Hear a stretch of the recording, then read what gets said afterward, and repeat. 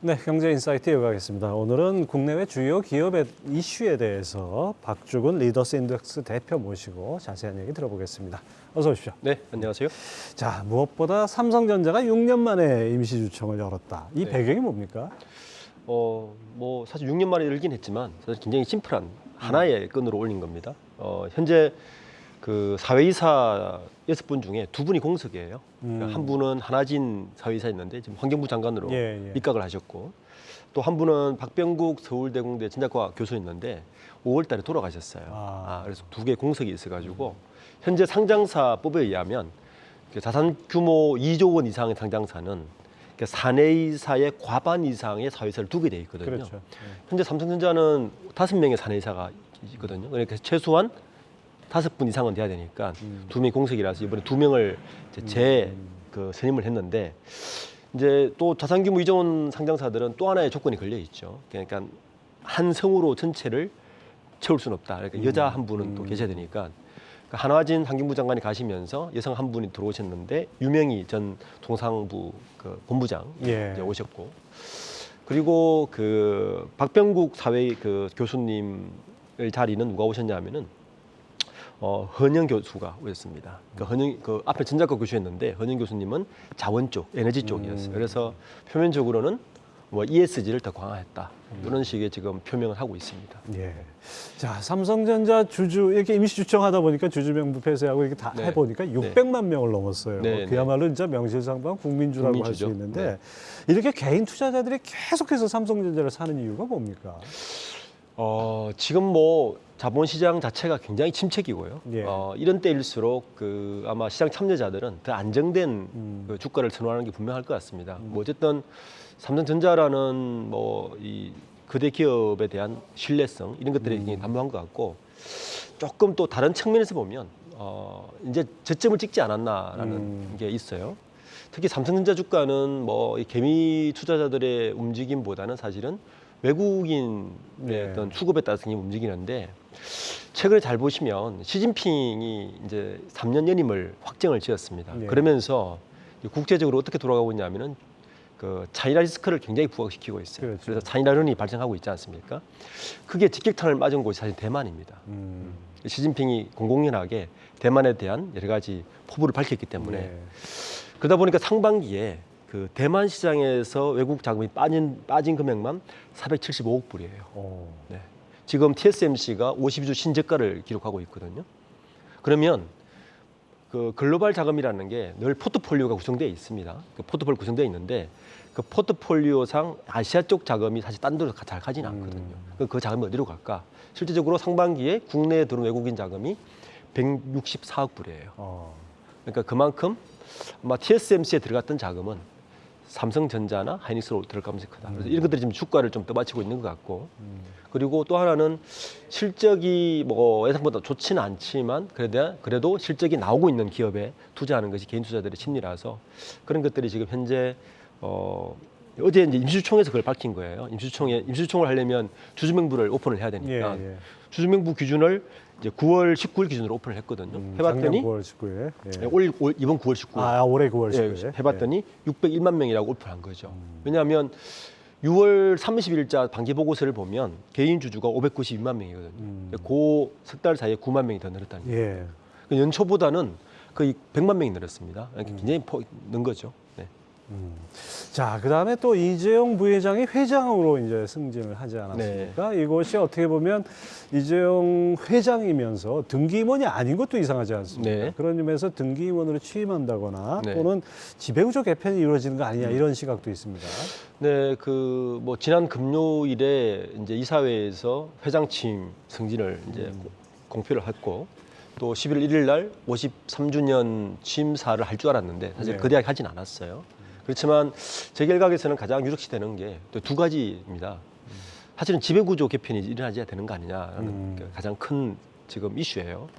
회장 취임은 이미 뭐 5년 전부터 사실 실질적인 경쟁을 했기 때문에 큰 이슈는 되지 않은 것 같고, 그리고 또 하나는 이제 방금 말씀하셨듯이 등기임으로 올라가야 되는 거 아니냐. 이 부분은 올라갈 것 같습니다. 왜냐하면 지난주 금요일에 사내 게시판에 올릴 때도 책임 경영이란 말을 굉장히 강조를 하셨어요.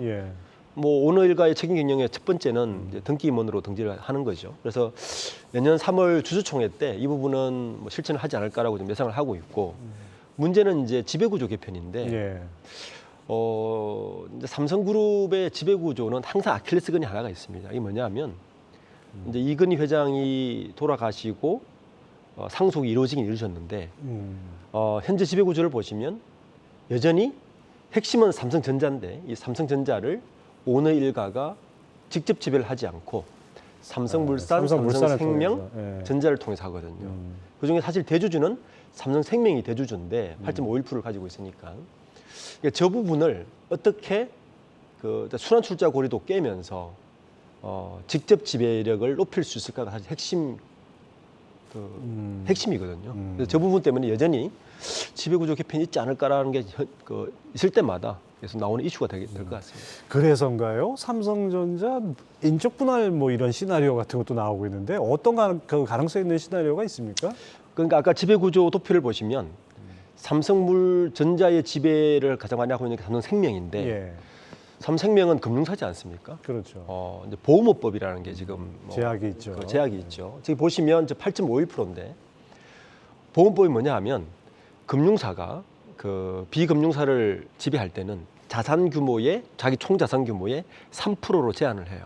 현재 삼성전자 생명의 총자산이 얼마냐면 상반기 기준으로 281조 3천억 정도 돼요. 그럼 3%면 한 8조쯤 되거든요. 예.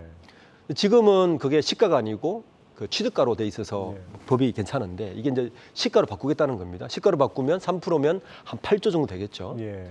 근데 삼성생명이 이제 8.51%를 현재 시가로 계산을 하면 약 30조 됩니다.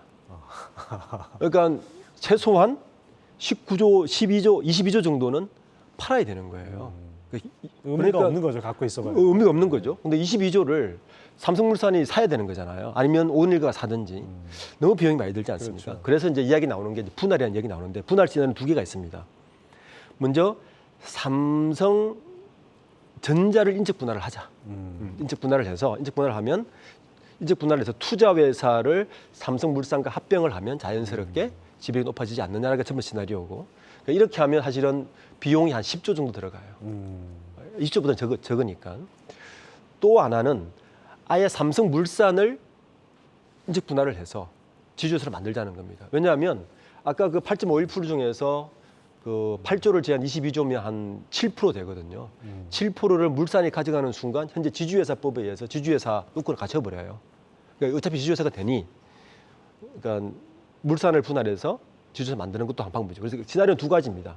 전자를 인적 분할해서 물산과 투자회사를 합병해서 삼성전자, 삼성전자 투자회사와 삼성생명과 삼성전자를 지배하는 구조 혹은 삼성물산을 지주회사 시키는 방법 요 시나리오가 가장 유력한데 문제는 빨리 하지 않을 것 같아요. 아, 빨리 안 한다. 예, 왜냐하면 사실 보험법이라는 게 통과될 가망성이 높지 않다고 보고 있고 현재 삼성물산을 중심으로 한 지배구조가 사실 문제는 없거든요. 그러니까 굳이 10조, 20조를 들여 추가적인 비용을 들여서 리스크는 있지만 굳이 꼭 할 필요는 없다. 법이 바뀌지 않는 이상. 이런 상태에 있는 것 같습니다. 상황 변화가 없는 한은 지금 당장은 아니다. 네, 그러나 그렇습니다. 상황이 바뀔 때, 법이 제정되거나 그때는 이럴 움직여야 때는 되는 거죠. 달라진다는 네. 얘기죠. 자, 지난 10월 한 달간 우리 시장 흐름에 비해서 삼성그룹주가 상당히 약진을 했습니다. 네. 근데 그중에 뭐 다 오른 게 아니고 명과 암이 엇갈리는 네, 거예요. 그렇죠. 네. 어떻게 해달라요? 지금 같은 시장 상황에서는 뭐 다른 쪽도 마찬가지겠지만 무조건 실적 위주다.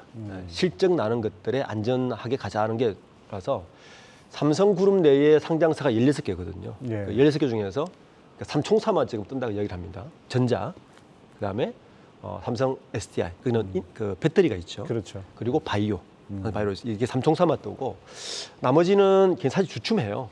특히 이제 호텔 신라라든지 삼중공업 같은 경우는 굉장히 지금 여전히 그 마이너스라서 그래서 최근에 이제 증권사들이 그러면 이 삼총사만 가지고 ETF도 만들고 뭘 하자는 작업들이 각 증권사마다 일어나고 있어요. 예. 그리고 당연하겠죠. 지금 같은 이런 시즌이면 역시 실적이 나는 곳에 몰리는 건 당연한 거고 그에 따른 움직임의 일환인 것 같습니다. 삼성그룹도 전체가 오른 게 아니군요. 네, 그렇죠. 예. 자, 그다음에 이제 우리 현대차 얘기를 좀 해봐야 될 것 같은데요. 인터브랜드 조사에 의하면 삼성전자가 세계 100대 브랜드 중에 5위고 현대차가 25위, 세계 35위. 네. 기업 가치는 25조. 이건 어떤 의미로 해석을 합니까? 인터브랜드라는 이제 컨설팅 기관은 영국에 있는데 매년 이걸 발표를 하죠. 세계 100대 브랜드를 발표하는데 말 그대로 여러 가지 자기들의 계산 방법도 여러 가지 브랜드 가치를 따져봤더니 현대자동차가 한 24조 원 정도의 가치를 가지고 있더라. 25조 원 정도면 세계 35위 정도 되는데 현재 100대 브랜드 안에 국내 기업 3개 들어가 있습니다. 예. 삼성전자가 5위, 연속 지금 몇 년째 5위를 하고 있고요. 현대차가 35위, 그리고 기아차가 87위를 하고 있습니다. 그러니까 3개 브랜드가 있는데 문제는 그 정체예요. 이제 한 5년 연속 30위권에 머물고 있다는 겁니다. 사실은 현대차가 이 정도 약진했으면 저는 좀 올라갈 줄 알았거든요. 최소한. 근데 뭐 어떤 순위 자체가 올라가지 않는 것은 조금 아쉬운 부분이 있고 현재로서는 순위를 끌어올리는 좀 올려야 되지 않나. 30위권을 벗어나는 게 좀 필요하지 않느냐는 생각이 좀 듭니다. 자, 그럼 이 현대차 앞으로 뭐 끌어올리려면은 뭐 여러 가지 과제도 있고 또 뭐 어떻게 또 희망적인 얘기도 있고 그럴 것 같은데 어떤 것들이 있습니까? 정의선 회장이 들어오면서 현대차의 가장 큰 모토는 매뉴팩처링 그러니까 모터 매뉴팩처링 회사에서 모빌리티 서비스로 그렇죠. 간다는 게 핵심이거든요. 근데 아직까지는 가시적인 게 나오고 있지 않습니다. 그러니까 이 부분에 대한 분명한 어떤 청사진 그리고 현재 ESG나 지속 가능 경영에 대한 여러 가지를 좀 구체화시켰을 때 좀 가시적인 성과가 나오지 않을까라고 예측이 되고 있습니다. 예, 오늘 말씀 잘 들었습니다. 박주근 리더스 인덱스 대표였습니다. 감사합니다. 네, 감사합니다.